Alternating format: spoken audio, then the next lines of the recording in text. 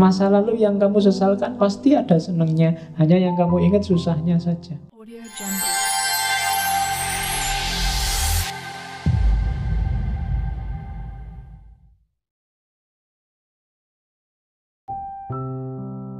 Yang akan datang jangan dikhawatirkan. Yang hari inilah yang dinikmati. Ya sekarang bisanya apa, nyamanmu gimana, lakukan aja yang itu. Tidak usah mikir masa depan. Dirancang boleh, tapi dikhawatirkan jangan. Masa lalu diingat boleh, tapi disesali jangan. Kalau disesali, itu batinmu sengsara. Khawatir juga begitu. Kamu boleh merancang masa depan, tapi jangan ditakuti dan dikhawatirkan. Masa depan yang kamu takuti, kamu naik motor kok, wah jangan-jangan kalau nabrak gimana, wah jangan-jangan kalau macet gimana, kamu gak jadi naik motor. Terlalu banyak khawatir. Atau dulu ada yang kecelakaan di sini, wah dulu ada yang jatuh di sini, wah dulu kamu akhirnya gak jadi jalan juga. Jadi jangan menyesal yang sudah terjadi dan jangan khawatir dengan yang belum terjadi. Nikmati saja saat ini. Gak usah khawatir. Hidup itu memang kadang seneng, kadang susah. Pokoknya nyawanya di situ. Masa depan mungkin mengkhawatirkan, tapi pasti tetap di masa depan ada seneng, ada susah.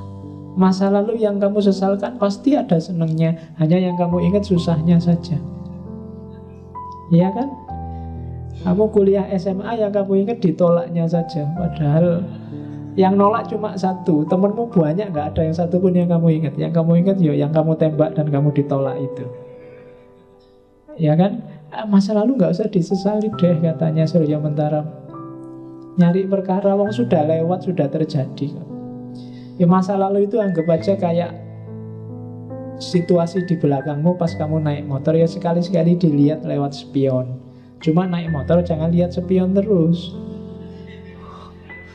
Ya, kalau kamu lihat spion terus bahaya malahan kan. Kamu khawatir, lihat belakang terus. Lihatnya ke depan. Cuma jangan khawatir, jangan-jangan di sana ada kecelakaan, jangan-jangan kamu nanti nggak jalan. Jangan-jangan ada orang motong depanku, jangan-jangan nggak jalan. Dinikmati aja naik motornya. Nggak harus terlalu khawatir yang di belakang sama yang di depan. Jadi sesal dan khawatir. Kalau kita bebas dari iri dan sombong, dari sesal dan khawatir, maka kita bisa tabah, bisa tatak. Kalau bahasanya Surya Mentara, tatak itu tangguh. Kenapa orang jadi tangguh? Karena dia ngerti filosofinya hidup. Filosofi yang mana? Mulur mungkret, seneng susah, ora iri, ora sombong, ora getun, dan ora khawatir. Kalau kamu punya prinsip ini, hidupmu akan kuat, tatak. Apapun yang terjadi, kamu akan tabah. Nggak usah takut dengan kesusahan. Sesusah apapun orang, pada saatnya akan ganti jadi seneng.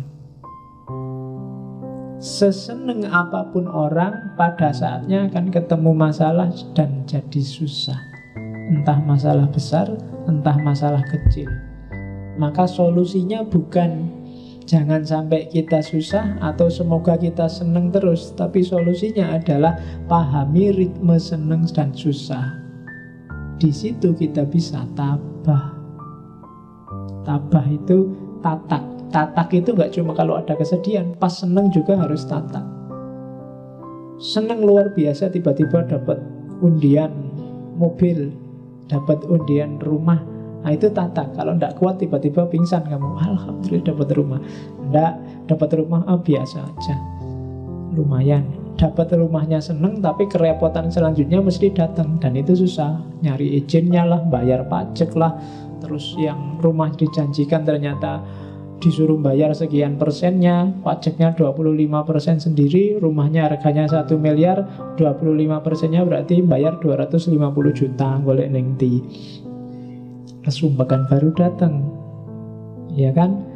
Habis itu tetangga kiri kanan tiba-tiba datang, ayo persenane, ayo sumpek lagi. Ya kan, loh, hidup itu kan selalu begitu. Jadi tabahlah, tataklah, baik dapat senang maupun dapat susah. Nah, untuk bisa semua tadi, kuncinya apa? Kenalilah dirimu, merui gagasane dewe, ketahuilah dirimu. Jadi kayak tadi, tengganglah dirimu, kenali dirimu, kenali perasaanmu. Buang semua yang tidak penting. Buang semat, derajat, keramat, itu semua semu. Pahami keinginanmu, buang semua yang tidak penting, kenali dirimu. Kalau kamu sudah kenal dirimu dan semua atribut yang tidak penting lewat, kamu akan jadi menungso tanpa tenger, kalau bahasanya Surya Mentara. Manusia tanpa ciri. Jadi kamu bebas dari semua ikatan yang membelenggumu selama ini, baik ikatan seneng susah maupun ikatan semat, derajat, dan keramat. Nyari harta ya, karena kita butuh hidup, butuh fisik, tapi tidak tertipu dan terjerumus dalam semat. Nyari ilmu, nyari kemuliaan iya, tapi tidak tergila-gila oleh derajat. Nyari status, nyari pangkat iya, tapi tidak terpesona oleh keramat. Itu anggap aja baju yang sewaktu-waktu bisa ditanggalkan dan tidak penting. Toh tidak pakai baju kamu bisa hidup asal nggak dilihat orang lain. Iya kan, kalau dilihat orang lain yang jadi problem. Nah, kalau bisa kayak gitu, maka kamu adalah manusia tanpa tenger. Kenapa manusia tanpa tenger? Karena semua tenger yang melekat padamu itu sifatnya artifisial, tidak penting.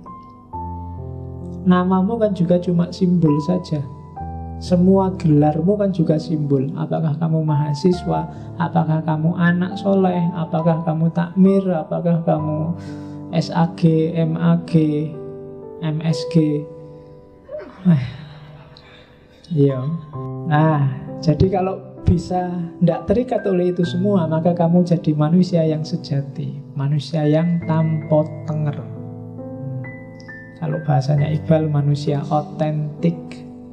Itulah dirimu yang sejati, yang tidak tertipu oleh macam-macam, tidak terlalu banyak topeng. Semakin banyak topeng, semakin kamu berat. Misalnya, topengmu dulu hanya mahasiswa, sekarang ada tambahannya mahasiswa aktivis. Ada tambahan lagi mahasiswa aktivis yang kutu buku. Ada tambahan lagi mahasiswa aktivis yang kutu buku yang takmir. Loh iya kan, saya banyak topengnya, semakin berat tugasmu, semakin susah hidupmu. Maka ambil jarak dari semua topeng itu, kenali dirimu secara otentik. Jadilah manusia tanpa tenger. Apa enggak boleh Pak jadi mahasiswa aktivis, jadi mahasiswa takmir? Boleh. Tapi jangan anggap itu esensial, jangan anggap itu urgent dan penting. Itu semua sifatnya sementara, kayak seneng dan susah. Nah, maka dengan itu kamu akan jadi manusia tanpa tenger.